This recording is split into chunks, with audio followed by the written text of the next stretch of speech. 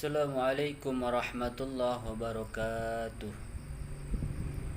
Bismillahirrahmanirrahim. Nahmaduhu wa nusalli wa nusallimu ala rasulihil karim, amma ba'd.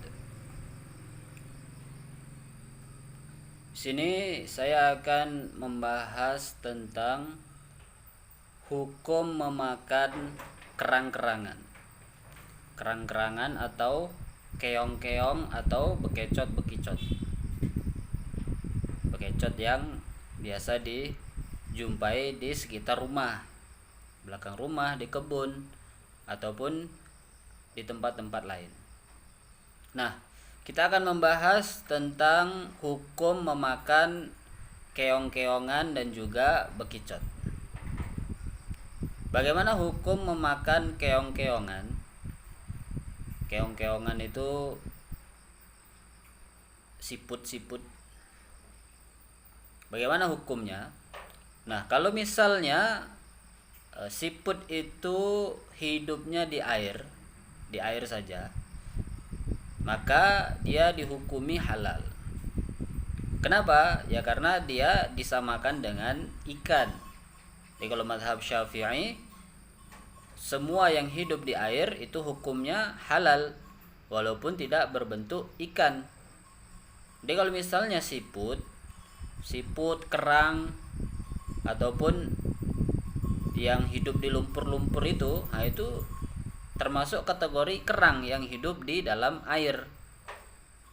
Kalau dia hidup di air saja, maka hukumnya halal. Kerang itu halal, siput yang di sungai itu halal juga,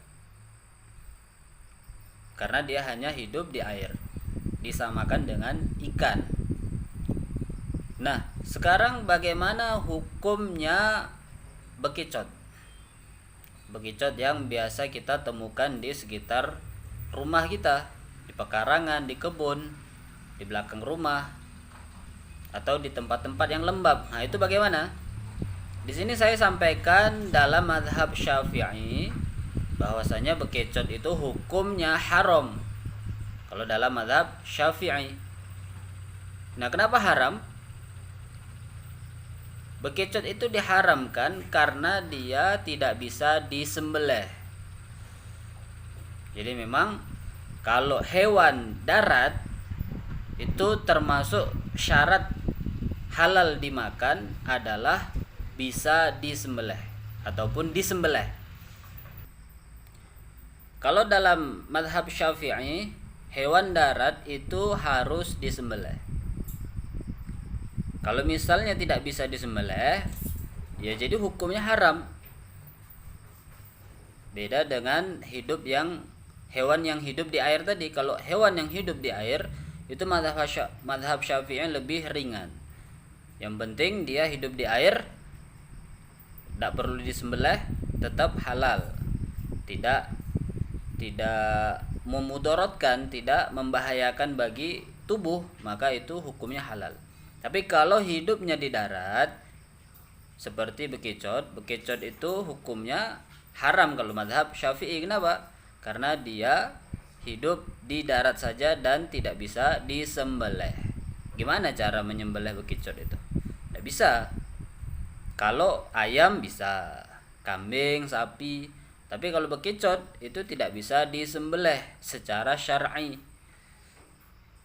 karena dia tidak punya leher. Ya kalau misalnya ada bekicot yang punya leher mungkin bisa disembelih, tapi kalau bekicotnya nggak punya leher ya tidak bisa disembelih, maka nggak bisa dimakan, begitu. Nah, itu hukum bekicot dan kerang-kerangan. Mungkin ini aja yang bisa saya sampaikan, kurang lebihnya mohon maaf. Assalamualaikum warahmatullahi wabarakatuh.